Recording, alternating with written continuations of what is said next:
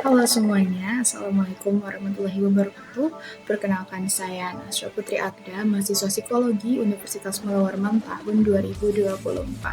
Kali ini akan membahas mengenai perubahan pada masa remaja, khususnya remaja madya dan remaja akhir, yaitu mulai usia 15 hingga 18 dan 18 hingga 21 tahun.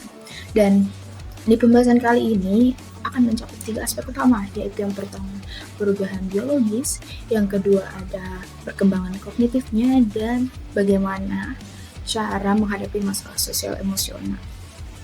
Pertama, dari segi biologis, remaja madya dan remaja akhir akan mengalami perubahan hormonal yang akan mempengaruhi perubahan fisik serta kematangan seksualnya.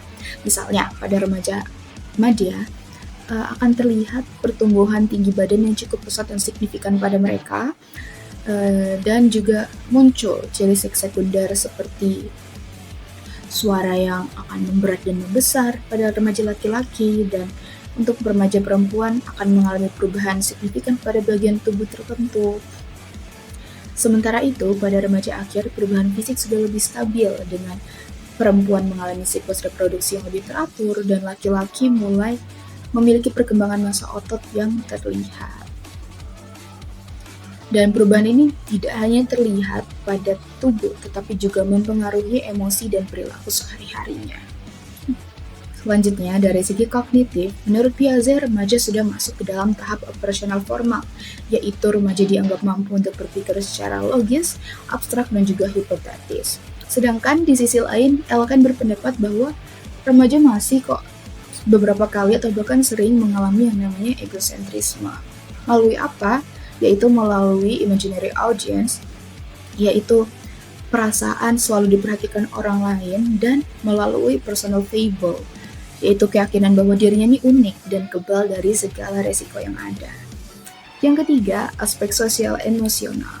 Remaja madya sering mengalami konflik dengan orang tua dan mengalami tekanan dari teman sebaya karena mereka sedang dalam perjalanan mencari jati dirinya, mencari identitas mereka. Dan pada remaja akhir, kebutuhan akan kemandirian akan menjadi semakin kuat, misalnya dalam memilih teman, komunitas, bahkan hingga pasangan. Strategi efektif yang bisa dilakukan antara lain yang pertama, menjaga komunikasi terbuka dengan keluarga, lalu yang kedua, mencari dukungan positif dari teman-teman sebaya, yang ketiga, belajar untuk meregulasi emosi dengan baik, dan yang terakhir, mencoba untuk aktif dalam kegiatan yang sehat seperti olahraga, komunitas seni, atau kegiatan-kegiatan lain yang teman-teman nikmati dan memiliki passion dalam hal tersebut. Dengan demikian dapat disimpulkan bahwa masa remaja adalah periode penting yang ditandai dengan perubahan biologis, perkembangan kognitif, dan dinamika sosial emosional. Mempelajari hal ini membantu kita untuk lebih memahami dan mengerti perubahan-perubahan yang terjadi pada remaja saat masa transisi menuju kedewasaannya.